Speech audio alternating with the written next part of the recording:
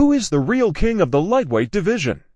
With such a stacked division of young talent and experienced vets, over the last few years have been a crazy dispute over who sits at the top of the list of lightweights. The goal of this video is come up with a final personal ranking of these lightweights. People are obviously gonna have their own opinions.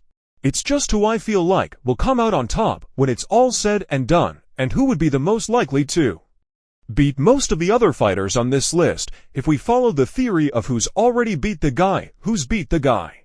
We'd be looking at the champ Devin Haney at the top, Cambosa second, Tio third, and Loma fourth, but obviously that's not the case, as we all know the stars make fights. We've picked out 5 champs to make the list. Okay, now we've got that out of the way, let's dive into each of these fighters' profiles. First up, and youngest on the list, is the undisputed champ Devin Haney. The young star smashed his way through the division, beating every opponent effortlessly. Not to mention his competition hasn't exactly been easy. He may have even faced the toughest competition out of everyone on the list. To be honest, his recent 2 fights for Cambosa showed how Devin can make a world-class undefeated world champs look like amateurs. His slick style and ability to see punches coming from a mile away, I feel, will make him as someone who will go on to be a great in the sport his whole career. He's been compared to the best. I mean, as big as comparison as Floyd Mayweather Jr., which I mean is a pretty big comparison. If he can fill the boots of Mayweather, then he's gone to big things, and to be completely honest with you, so far he has lived up to them expectations. If you're gonna decide who the lightweight king is, considering Devin is the undisputed champ, you could say he's rightfully earned his place there already. Now moving on to his nemesis in the amateurs, Ryan Garcia. Now first out, let me put it out there, I think Ryan is a great fighter with world champion attributes like power, and obviously we all know crazy speed. The best person on his record is Luke Campbell, who, bear in mind, dropped him. And realistically, who is Luke Campbell beat? I think Ryan is yet to prove himself, but we can see from his highlights. Don't get me wrong, I think Loma is extremely talented, and an amateur record like that obviously speaks volumes. I just feel like the difference between a great and a legend in the sport is their ability to overcome adversity and adapt to any style. For some reason, he was only able to find his rhythm against Teofimo Lopez, which caused him his second loss, and especially the fact that he has the most losses on this list. Every single other fighter on this list is undefeated, which, bear in mind, age does play a part 100%. I'm not counting that out, as he is the oldest on this list.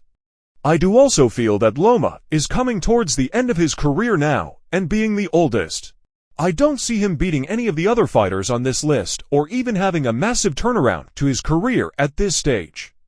Again, I think Loma is very, very talented with a great ring IQ and amazing footwork, and has beat some great names. But I do think the Loma era is starting to come to an end.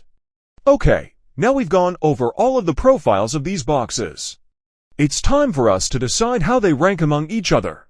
But before we do, we'd like to give some honorable mentions to some lightweights who didn't make the list, but maybe still deserve a mention. First off, Teofimo Lopez, as I feel his whole career has gone downhill ever since one loss to Cambosa's. I feel that he's very talented and had the wrong game plan against Cambosa's, and genuine.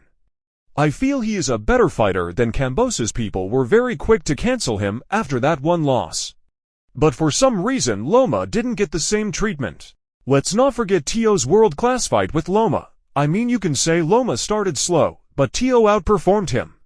He definitely hasn't been performing the same recently as well. If you see his most recent fight, he got dropped by someone who should have walked through. He's obviously a massive talent. Whether or not he'll be great is dependent on his dedication. He makes a lot of petty mistakes that he will pay for against any of these bigger names on the list. Enough of the negatives. If you take away his celebrity social media status, all in all, Ryan is a great talent and could go on to do great things. Next up on the list, the man who is supposedly going to take on Ryan Garcia, Gervonta Tank Davis, an amazing fighter who carries superhuman power in both hands, and to be honest is very overlooked for his boxing skills. People forget that Tank can box very well and has shown his ring IQ in his fights. His recent one against Rolly has earned himself, in my opinion, a place on the pound-for-pound list. The only thing I could say about Tank is feel a lot of his fights that pick to the ones his promoters know he'll win. but then made seem like they're harder than they really are. Hear me out, all you angry Tank fans. When he fought Barrios, who, don't go wrong, is a solid fighter, but he was picked for Tank as they knew he would win them. But then made it out like it was really tough, because Tank is jumping from 130 to 140. Other than that, I do think Gervonta Davis is one of the best in the division, and in the sport as a whole, and will go on to be great depending on the fights he makes next on the list. We have my personal favorite fighter, Shocker Stevenson. The reason I say that is because if you look at all of Stevenson's fights, it would be hard to find even a round that he's lost.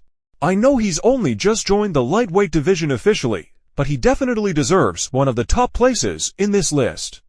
Especially looking at his competition. For example, Oscar Valdez was a 50-50 fight to most fans, and Stevenson made him look easy. His defense is fantastic, and his ring IQ is just unmatched. I don't have much bad say about Stevenson. I'm gonna keep it short and sweet. Really, if you want to know more about him, just go check out one of his recent fights. So that should tell you all. I feel like he will genuinely go on to be the greatest on this list, and when it's all said and done, I really do not see him losing to anyone on this list. As of now, people can have their opinions. I'm probably gonna have some little fanboys in the comments of other fighters, but genuinely I think his skills, his defense, and his